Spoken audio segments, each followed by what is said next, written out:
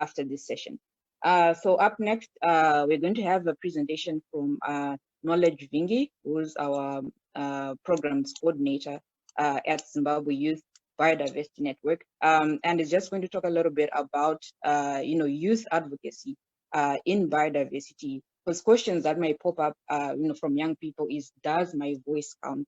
And I can tell you that yes, your voice counts. If anybody has told you that it doesn't count, we are telling you that your voice does count. So that's why we have government representatives, policymakers here, and other big organizations also part of this session, because they do believe that young people can be leaders, can change especially for biodiversity, and reduce the loss of biodiversity. So Knowledge Vingi, please go ahead and present. Thank you, Madam Priska. It's always an honor to present after a very beautiful and well clearly laid out presentation. It's a difficult task to come up and try to compare with that, but I'll try to do my best in the shortest possible time. So I'm going to share my presentation. It's on the role of young people as advocates for biodiversity. I hope that my full screen is coming out. Is it? Yes, we can see it. Wonderful. So there's a wonderful quote here that I got, that never doubt that a small group of thoughtful, committed citizens can change the world. Indeed, it is the only thing that ever has. This is the generic understanding of advocacy, of a small unit where you are doubting yourself as youth to say, can we really effect that change? From the first day we were having this global biodiversity from a consultation, you have realized how much energy and passion that we have got from the key focal points within the Zimbabwe biodiversity sphere. We've seen presentations from as far as the United States. We've seen the Ministry of Environment dedicating its time and its workforce to attend this critical consultation workshop. Basically, that can give you the idea that even if you think that you're a small group, your commitment can change the sphere of biodiversity conservation as it may. So I'm going to talk, this presentation is a bit of the layout. So I'm going to talk about advocacy, what it is, then why I think advocacy is important for biodiversity, then who can be an advocate, what can advocates do, then try to differentiate the difference between advocacy and other communication methods. Then the generality of giving the idea to say, how can we do advocacy? I'll be giving you 7 clear steps that I got that I think may be essential in advocacy skills. So the clear definition of advocacy is that it's taking action to create a change. You are dedicating your passion, your time and energy to create a change within a sphere or a policy or an environment that you think matters to you. So why is it we think at ZYBN that biodiversity is important for, where advocacy is important for biodiversity? We understand that advocates can influence changes in policies and mindsets. After a series of engagements with the ministry, initially we were getting some sort of low response because they weren't sure that we were passionate about what we're doing. But with persistence and passion, they understood that we were going to influence something. And those passion and dedications can give you an influence to change policies and even mindsets within the people you'll be communicating with. We also think that biodiversity is essential in all developmental aspects of our economy, our politics, our religion. And without advocacy and clear pushing issues, you may fail to mainstream biodiversity in all those facets. We also think advocates can build a movement. We were having a chit chat recently with my guys on Facebook to say, what do you think about conservation? And you find that a movement on sustainable conservation, like what Mr. Tambara was mentioning the first day we had our meeting, to say you need one voice from Africa to say these 3 principles of CBD should be coming out clearly. So we think advocates can bring about that change to build a movement that we're looking for. So who can be an advocate? Some people saying want to be ambassadors. We think there are no qualifications needed for one to be an advocate. We think the young people are the best advocates in this world because they are the ones who are going to inherit and even implement some of these policies that they'll be pushing for. Even in the United Nations Charter, the United Nations Convention on the Rights of the Child recognizes the importance of young people as advocates of their own environment, and everything that they want to do has to be enshrined within that charter. And almost every country has ratified that convention. So what do we think takes to be an effective youth leader? It's quite simple. We think you need the passion, the dedication, the morale, and the understanding of what you need, a clear vision of what you need, and a clear vision of what you think needs to happen. You need to collaborate with others. We at ZYBN, we realize that there are a lot of various youth organizations across Zimbabwe. We can't be another youth organization. We can be a network of those youth organizations. We want to collaborate, bring about all those actions in various areas to say what sort of change, what sort of common understanding can we have so that we create a big voice for biodiversity. We also need time and commitment to prepare and follow up.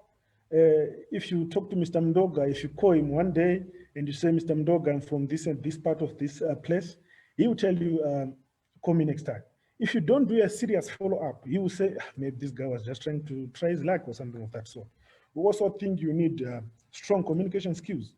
I'm very happy that WWF is coming up with a program that we're working on to clearly train youth advocates on issues to do with communication skills, how to package your message, how to make sure that your message reaches the right audience.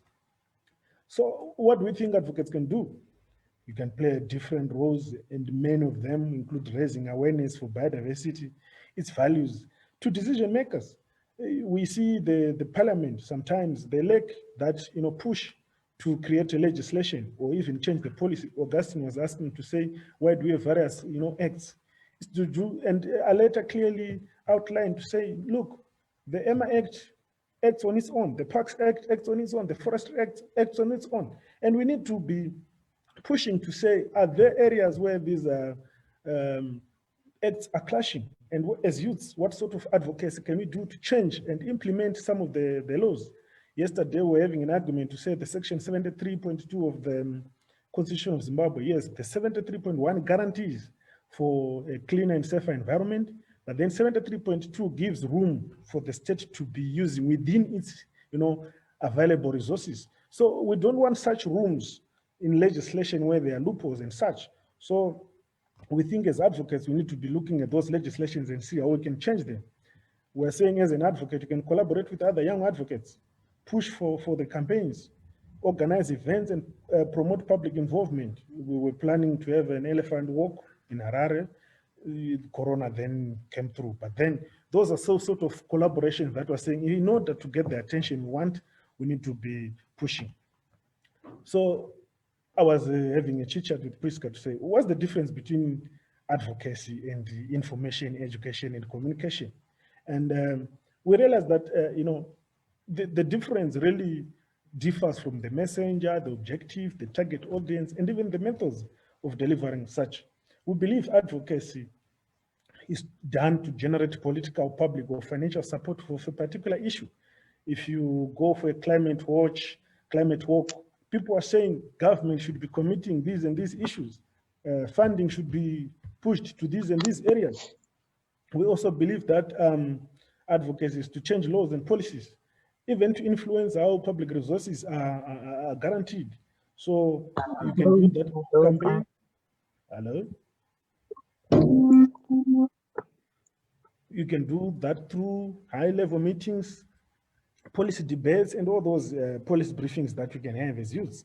So we can have 7 key steps to implement these advocacy campaigns.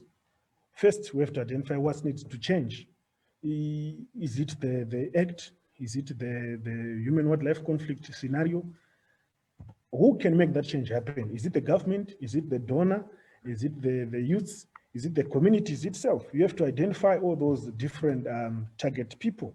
So how can I influence my advocates' targets so that they understand my message, so that they understand my passion, so that they understand why I think this needs to change? Then how can I ensure meaningful participation of youths? We're talking of collaborations, engaging all those youths, even those in rural areas, to say, guys, we think this cause matter to you. What do you think? And then you now try to find common ground to say, who can I work with? What sort of obstacles can I face?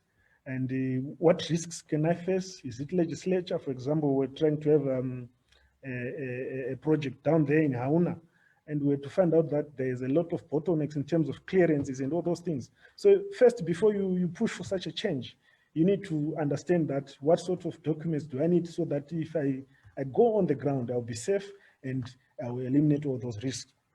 And then after I've infected that advocacy, what sort of monitoring and evaluation techniques can you use to prove that it's working?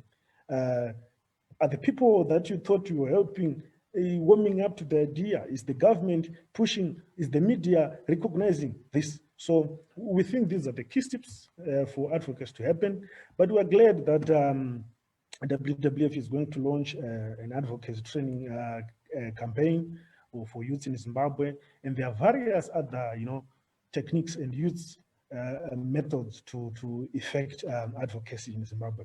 Therefore, we are open for collaborations. You can find us on Facebook at the ZBIN. You can find us on Twitter. Please follow us and tag us whenever there are common ground that you're talking about at ZBIN CBD.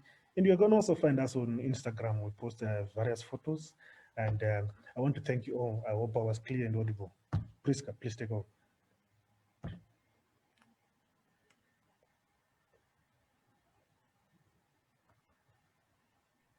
Right. Thank you so much, Knowledge, for that presentation. This was just touching the surface. Like I mentioned, we're not going to go into detail about, the advocacy training for young people, because this is another one of the great opportunities that WWF Zimbabwe is going to be bringing to you soon. So please do check out our social media and also the social media of WWF Zimbabwe.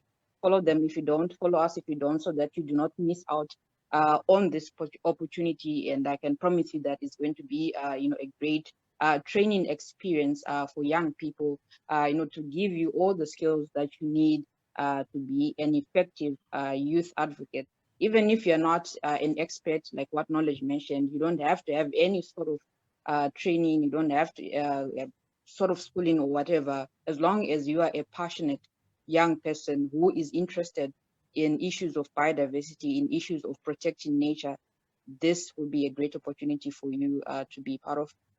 I'll just give an opportunity to maybe two people to do quick questions so that we can move on to our next presentation, which will be given by the African Wildlife Foundation Country Director, Olivia Mufute. So please go ahead and raise your hand. Okay, I see Mr.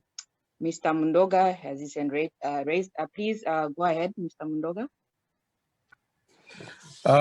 Thank you, facilitator. Just wish to acknowledge Mr. Vingi's presentation. It made a lot of sense, but I also want to hasten to highlight that there's, I think, one or two things that he might have missed is the opportunity for youths to also ensure that there's a lot of capacity development, even for the youths themselves.